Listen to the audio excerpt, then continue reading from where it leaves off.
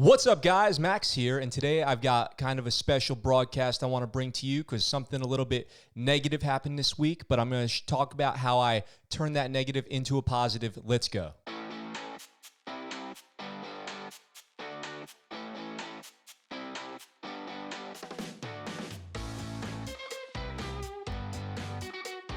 Okay, so you guys know we've got a lot of cool guests on this show all the time.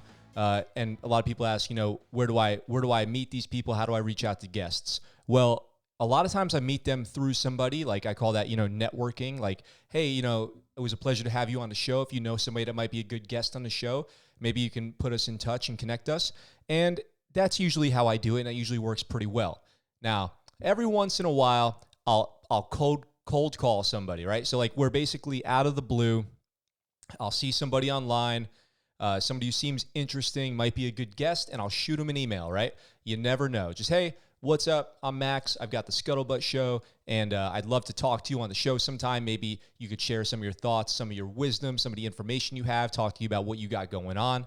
And generally speaking, like one of three things happens. You get a response, a positive response or a negative response, or you get no response at all, right? So you either get a positive response, a negative response, not negative in like a bad way, but negative like, no thank you, or no response at all. And a lot of times, I imagine emails go out, they go to like a spam inbox or something like that, a message request folder on Facebook and on Instagram. But more often than not, like 85% of the time, I get some kind of response, usually a positive one, or at least if it's a no, it's a really positive no. Like, thank you. I'm interested in what you're doing, but I don't have the bandwidth for it right now type thing.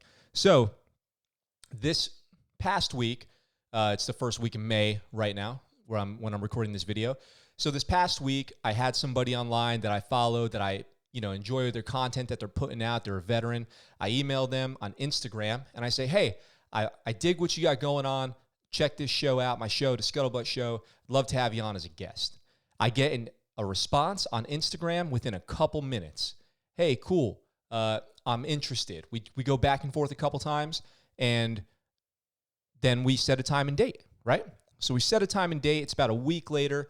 A week passes. The morning of the interview, so it would have been the morning in America, and I'm on Japan time, I shoot out an email saying, hey, are we still good for this time, today, later?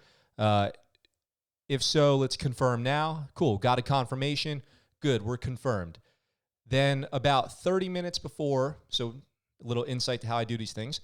About 30 minutes before we get started, I go onto my computer, I log on to Zoom, which is what I've been using for all my recent episodes, and I set up a room. Well, I'm setting up the room. Right when I'm getting ready to send the link, it's about 15 minutes before we're going to start, I get an Instagram message from this person, and it says, hey, I think I'm supposed to do a podcast with you. I haven't heard anything from you, so I'm going to have to cancel. And I'm like, whoa. I'm here. I got it set up. I got the room set up. It's good to go. We're ready to go. Let's do it. And then the response was, and I'll paraphrase a little bit, but this is basically it. Let me back up for 1 second. This person has a way bigger following online than I do. So they know the deal probably better than me for sure. So they say, look, I do this podcast thing too. You got to get, these invitations out way sooner. You got to send these links out way sooner. And then they said, it's obvious you've put in no effort into this, and so I'm going to have to pass. Now, that was a gut punch, I'll be honest.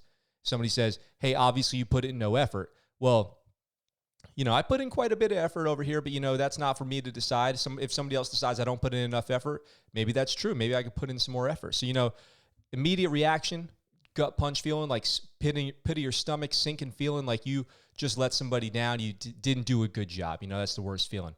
So I took that, and I sat on it for a little while. I had to think about that one, let it stew for a minute, and here's what I came up with, and this is usually what I do when this kind of thing happens, right? You can't make everybody happy 100% of the time. That's a fact, right? So what can you do? You can take this thing that happened, this situation. How do you pull a positive out of it? Well, here's where I went with it. I could have been disgruntled. I could have been disappointed, which I was disappointed at first. I was never mad. What are you going to do? Can't get mad. Everyone's got their own opinions. It's totally fine. So I read into that a little bit. Like, I got to send these meetings out way sooner. Okay. So on Zoom, there's a feature where there's a little calendar built in. You can schedule out meetings way far in advance, as far out in advance as you want. And then when you do, it creates an event. You can share that event in an email with people or however, text it to them, whatever. Then they have it in their calendar. I can link that right up with my calendar, invite people to the event via the calendar. Like, there's a ton of different ways to do it. And I can guarantee you that no one's coming on my show ever again without an invitation, okay? That is never going to happen again. So I could take this and be pissed and badmouth somebody or whatever. That's not what I'm going to do. I'm going to take this as a learning experience, okay? And that's never going to happen again. So now, let me add another thing here, in all fairness. When you email somebody that you don't know out of the blue, they don't owe you anything, right? So I could have been mad, but the fact that this person, responded to me, reciprocated, my interest in doing an episode with them, it was really a lot of respect was shown by doing that. And I respect that person's time too. The last thing I want to do is waste somebody's time. So no hard feelings there. It was a bad feeling for me, but how do I take that bad feeling and move forward and pull something positive out of it? So if I pull something positive out of it, I learned a new way to plan over Zoom, and all my guests in the future are going to have an invitation that there's no mistake in my intent. I'm going to be there at the time that I said I was. I expect you to be there. I'm going to do my due diligence to make sure that you know the plan, and that's how it's going to be from now on. So anyway, I just wanted to drop this quick video and kind of show you, like, if you're doing this, if you're scheduling with people, make sure that everyone's on the same page. Like, over communicate it. Better to over communicate it than under communicate it. And if you think you've communicated it just enough, maybe nudge it one step further. I didn't want to come across as annoying and like overbearing, but maybe I should have done a couple more messages here and there or something like that. I definitely should have done the Zoom invitation. So if you guys are scheduling things, do the invitations, do the emails, over communicate, respond to emails right away.